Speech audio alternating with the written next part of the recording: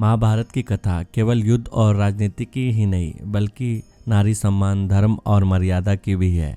ऐसी ही एक मार्मिक और साहसी घटना जुड़ी है द्रौपदी के अपमान से, जिसमें अपमान करने वाला कोई और नहीं बल्कि चेदी नरेश शिशुपाल था। लेकिन इस बार ना तो पांडवों ने कुछ कहा, ना ही श्री कृष्ण ने कुछ किया, बल्कि जवाब दिया एक ऐसे योद्धा ने जिसे लोग अक्सर केवल सूत पुत्र कहकर तिरस्कृत करते थे। वो थे दानवीर कर्ण। यह घटना उस समय की है जब इंद्रप्रस्थ में युधिष्ठिर ने राजसूय यज्ञ का आयोजन किया था। सभी राजाओं, ऋषियों और महान योद्धाओं को आमंत्रित किया गया था। वहां द्रौपदी अपने सभी रूपों में श्रेष्ठ लग रही थी। सौंदर्य, तेज और मर्यादा का अद्भुत संगम।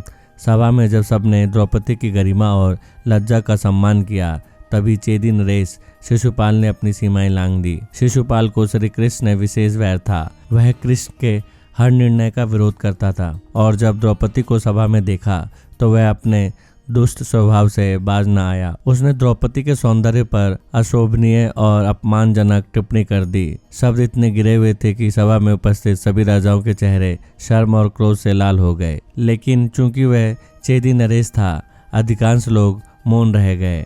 पांडवों की ओर से कोई भी कुछ कह नहीं पाया। अर्जुन ने सिर झुका लिया, भीम ने अपनी मुट्ठियां भींच ली और सहदेव, नकुल क्रोध में तपने लगे।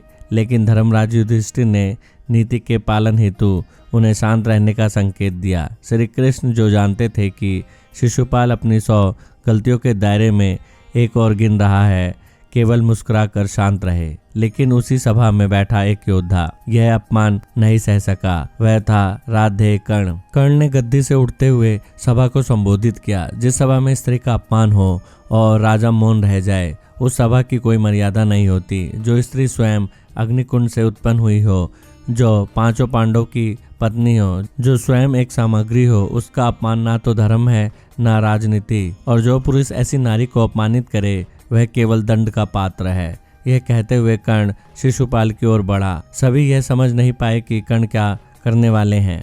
शिशुपाल ने कर्ण का मजाक उड़ाया।